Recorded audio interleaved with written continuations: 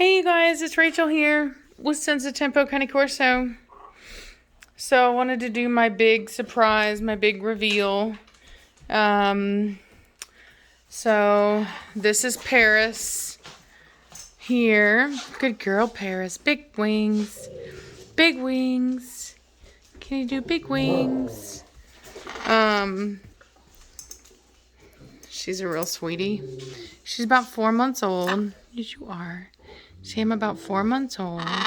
Yes, I am. Yes, I am. Yeah, she's a baby. I know. I know. Yeah. That's a bit of, what do you call it? Of, what do we call it? The red, palm oil that I put in her, food. So, and here's Enzo. Enzo's doing good. He's just had a bath, so he's a wet, fluffy boy. I know, pretty girl. Pretty girl. So I just picked her up last week. And get out of there. Yeah, so I just picked her up last week. Yeah, Trinity's drinking water out of her thingy. So I really felt like I didn't realize I was going to, so I thought that I was just going to ambient attention bird. And I found after taking care of Reese's bird and Enzo that I actually wanted something more from having a bird. Like I really wanted a more affectionate bird. And I have this mentor who has macaws. He's had macaws for, God, I want to say like 20, 30 years. He has, how many macaws does he have? I think he has maybe 4 or 5 macaws. And he's the one who suggested to me originally to even get a macaw. He contacted me after I got Enzo and basically was just like, hey, if you need any help with the birds, he goes, the bird community is really crazy. And he's like, just reach out to me and I'll help you out. And he's a moderator on a very large bird forum.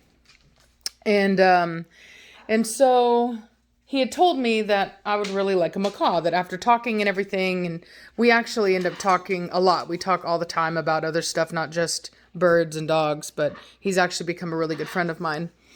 And he was like, look, he's like, I could really see you with the blue and gold. And, he's like, just, once Reese gets Augie, he's like, just go ahead and,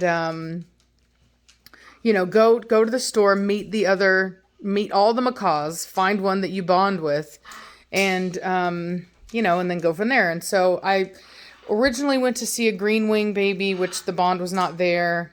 And she was the second bird that I saw, and it was like immediate. It was quite clear that she was the bird for me. And so I picked her, and it's been a while because she's just a little baby.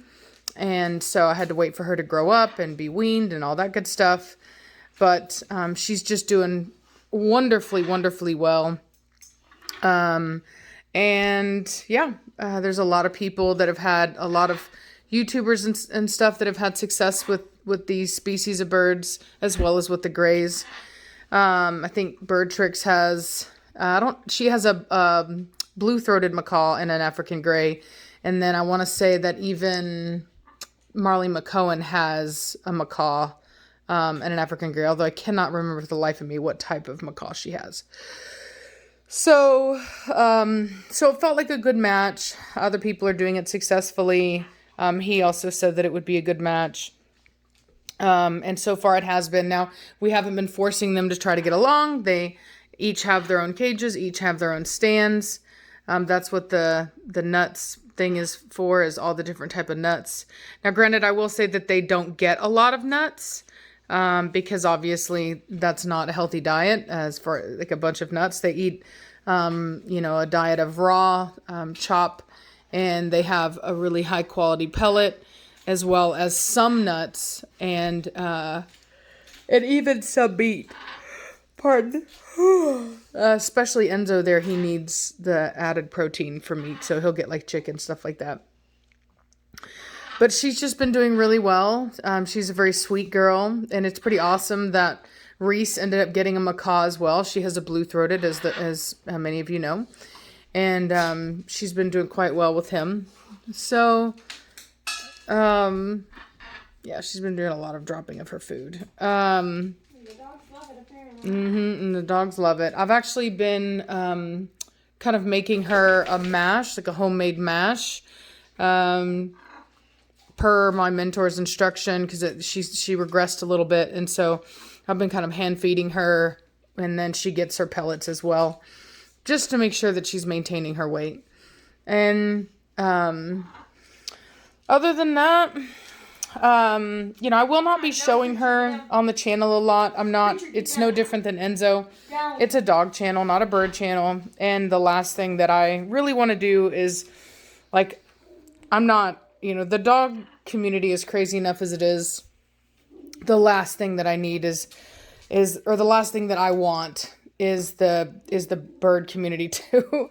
I can only handle, you know, so much. And so, what's the matter with your face, boy? He messed up his face in a kennel. He's used to being able to push. You can kind of see the lines there.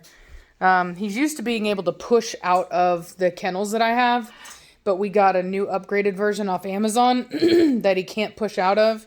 But I think what he did is he pushed the door just enough to kind of stick his skin in there, and it might have pinched it. So it's healing up. But yeah, he had to learn that he can't force his way out of that kennel. So anyway, yeah, so that's kind of what's going on with me. You know, that's my little surprise. She's just for me. And honestly, like, I am just... You know, it's the bird for me. He was totally right on what kind of bird was for me. I thought that with me being as, you know, I'm busy, but I'm not home, if that makes sense. So, and even whenever I do leave my house, I typically go places where I can take my animals. And so she is going to be that kind of bird with me. Like, once she it gets a little bit older to where I feel like she can maintain her weight, I'll like take her with me places. And, but in the meantime, she's like never in her cage. She's always out with me. She hangs out with me like when I'm watching TV, or she hangs out right here. She gets lots of love and affection. I actually try not to give her too much affection, because what you don't want to do, and this is what my mentor said, is what you don't want to do is give them more attention than you're going to be giving them, because then that can create issues. So they can, yeah, she sneezes. Yeah, they all sneeze. Even all birds do this thing where they kind of clear out their sinuses. I thought it was like an angry, No. And so, no. And so anyway, like when Enzo first got here, he sneezed quite a bit just getting used to being here. I think with the pet dander and stuff like that, but he's totally used to it now and fine. So I would assume she would do something very similar. But there's our whelping box there. We only have a few dogs left. We have one more that's leaving on Friday. Thank goodness. But anyway, but yeah, so I am trying to do everything right. Like I said, speaking to my mentor, I know that a lot of people are going to suggest bird tricks, but I already watched bird tricks, so there's no need to suggest it in the suggestions. I have a really great mentor, somebody that's been doing it for a very long time that I trust, that actually used to get paid to help people with their birds, very similar to me with dog training. He actually used to do bird training with people, and specifically people would call him whenever they were having issues and he would help them fix it. And in fact, Reese has even been using him as well when it comes to her blue-throated macaw and trying to rehabilitate him, because he came to her with a lot of cage aggression, which the people were not honest about. And she's actually managed to really do very well with him in a short amount of time, considering she's not rushing it. But I know, honey. But anyway, with his guidance and help, she's been able to make a lot of progress. You're so sweet. Yes, you are. You're so sweet. See, and that's the thing. Like, so I got Enzo thinking that, oh, well, like I'm really busy and, I'm going to need something with very, limited needs in that way. And then I found that I actually wanted to have more of a bond with Enzo and even Augie. And like, he wasn't my bird, but eclectus don't just bond with one person. So it was safe for me to bond with him knowing that I was going to give him to Reese. I know. But anyway, neither one of them are affectionate birds. They're ambient attention birds, meaning that they like to kind of be around you, but they don't really like to be pet a lot. They don't really like to be engaged with a lot. And so I really found that I really wanted more of a bond. I wanted to have a more affectionate bird than what I was even getting. I know. Yeah, I know. And so this is just like perfect for me. You know what I mean? I know, you're so sweet. You're so sweet. You're such a lover. You're such a lover. Yes, you are. Yes, you are. We spend a lot of time together. I know, yeah. So, yeah, I'm really happy about it. Yes, I am. Yes, I am. Yes, I am. Which has been kind of nice because honestly, the house has been pretty quiet. We don't have near as many, I guess, animals as we did. We've rehomed Valak and Koa. And while it doesn't seem like a lot, it's actually like, I think both of them were kind of a big presence here. They just kind of took up a lot of energy and time, especially Valak. He could be quite energetic with his sister, Vitani. So things have calmed down quite a bit. And as you can tell, everything's just super chill. Yes, I still need to clean my fish tank, but it is just green water. And so anyway, and the only reason that I haven't is because of the fact that my water is so freaking cold and my water heater is acting up and it's not giving us very much warm water right now. And so can't even take a full shower. Yeah, we literally can't even take a full shower right now. So my fish are tropical fish, so it's not good for them to have like super ice cold water in there. So it's not just me being neglectful, like there's an actual reason behind it. Yeah, so other than that, I guess that's really all. We still have the babies in there that are doing very well, all 13 of them still. And I have a video that I want to do, couple actually that I want to do, but I'll probably save it for tomorrow. But I'm going to be doing a video. There's been this TikTok video that's been passed around recently about alpha wolves and alpha this and alpha that. And I really just feel that the situation needs to be clarified because there's so many people that are jumping on this, this guy that wrote this, study, or I would even really call it more of an article because he made an observation a long time ago. And it was like a keystone observation. And then a lot of people, would reference it. And then he changed his mind. And so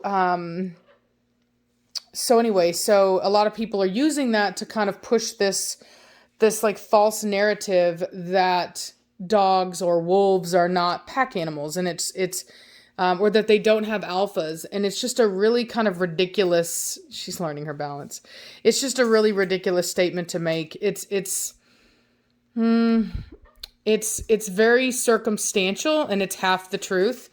And so it's kind of like, whatever, I'll just go ahead and talk about it. So a lot of people are there's this TikTok going around and there's this other guy that was saying that, well, dogs or wolves are not, they don't have an alpha. What they have is a parents and then their offspring, and they're naturally going to have a higher rank than their offspring. And while that is true, that indeed wolves do in fact raise offspring, that doesn't negate the fact that dogs, and in fact, all animals that live that live socially have what is called a social hierarchy, and they will always establish a social hierarchy, which is why when zoos and other conservation places take in wolves from all different backgrounds and genetic backgrounds, they still form a pack. And why I bring in my dogs here and they form a pack. And there have even been situations in the wild where wolves have taken in a wolf that was unrelated. And so it's like both can be true at the same time. And it's just a false narrative to say that only one is true. Like, you can look at the situation and you know, even I can look at the situation, a person that believes in alphas, and I can look at that situation and say, absolutely, yes, that is the natural system for wolves and most social creatures, is that there are parents and then their offspring. But to then go ahead and say that even outside of that relationship, that they don't also have those same relationships with other unrelated individuals is a lie, because they do. A social hierarchy is not specific to wolves. It's not specific to dogs.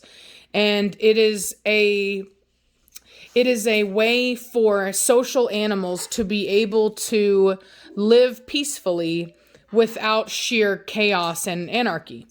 And that's just the reality of the situation. And, you know, the idea, and I think where most of these kind of conversations break down and these arguments break down is in most people's Matt Morgan, be quiet. Is in most people's definition of an alpha. Most people's definition of an alpha is a dictator, and that's not the same thing. You can be an alpha and not have everything your way all the time, have nobody ever disrespect you, nobody ever disagree with you, you always get everything, you know what I mean? Like, it's not, the two are not synonymous. And I think that's where most of the time the conversation breaks down in regards to that situation. And then I also think that there is a huge push in the pet industry to kind of push this force-free, positive reinforcement only style training, which really is a huge money grab for people, because while positive reinforcement works great for puppies and teaching the concept of a behavior, so if you want to teach your puppy to sit, using a treat to do so is really a great idea. So long as you can wean them off of it after they understand it. And it's great for working with wild animals that you can't dominate. So, you cannot dominate a lion. You cannot dominate a killer whale or an orca. These are animals that you do have to kind of negotiate with and, kind of entice to do behaviors. And so using a food reward is a great way to get an animal that has no need nor desire to respect you as like an authority figure to do a behavior, to do, a trick on command. But it does not, create a relationship of respect in your home with animals that you live with. Okay.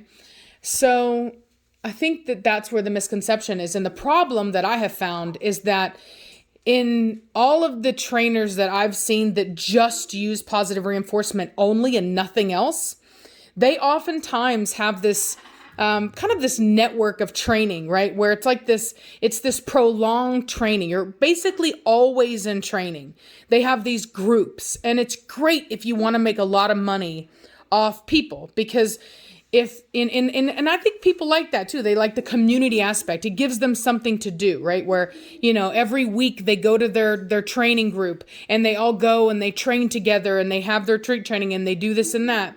And it's awesome. But the problem is that it's like a never ending cycle. You're never out of it, whereas like somebody like me who does training, it's like, I've told you guys this, I've only ever needed to work with a person, only one person more than once with my training, because I show people how to do it. We get it done. I train the owners, not the people, or pardon me, train the owners, not the dog, although there's a little bit of training for the dog, but mostly it's people. And I really show them how to do it, and then they're good to go. But there isn't this like forever, you're always in training thing. And then also the pet food, the treat industry, it's the idea that industry is not huge and that doesn't matter is a lie. There is a huge corporate push for treat training. And that's why we have so many dogs that are obese and have a lot of health issues, because most people's dogs won't behave without the use of a treat. But these people are financially incentivized to teach you there is no alpha, there is no dominant one, dogs are not pack animals, treat training only, willingness only, or force-free only, etc., etc. And I wish that people understood that this isn't just a do-gooder approach. This isn't just people that are just like all love and happiness. This is a way to take as much money out of you as humanly possible. And who cares if your dog is sick? There's a lot of treats out there that are very dangerous for dogs and have caused a lot of deaths and health issues in dogs, not to mention just the sheer obesity factor. And unfortunately, people like me get demonized as being bad and mean and all this stuff, when we're doing what is natural to the dogs. We're doing what is in their nature and what is healthier for them. There is no need for excessive treats or, the only other way, Zoe, get off now. The only other way to do it that doesn't involve added calories is food restriction. So you'll get a lot of people that actually will, and we've seen this in Blackfish, where they don't give the food to the orcas only whenever they're training. That way they're food motivated to do the tricks. So it's just a really messed up system. But like I said, it's really important that you're able to look at the big picture. When somebody tells you dogs are not pack animals, it's not about dogs. It's called a social hierarchy. That's really all pack structure is. It's a social hierarchy. And there are lots of versions of social hierarchies. Lots of fish, like social fish, social birds, social canines, social felines. It is not specific to dogs. And so it's important to look at the broad picture. And just because if a normal family unit for wolves would be them and their offspring, does not mean that they do not also have a social hierarchy that involves leaders. Not dictators, leaders. So anyway, I hope that clears things up. I'll probably talk about it at a get him, Blondie. You get him, girl. No, preacher. I did not tell you to get nothing. You go lay down. Nobody told you to do nothing. You go lay down. You're a good boy. Here's your big old boy. No, don't jump on me, punk. And so anyway, I hope you guys are having a good night, and I will talk at you later. Bye.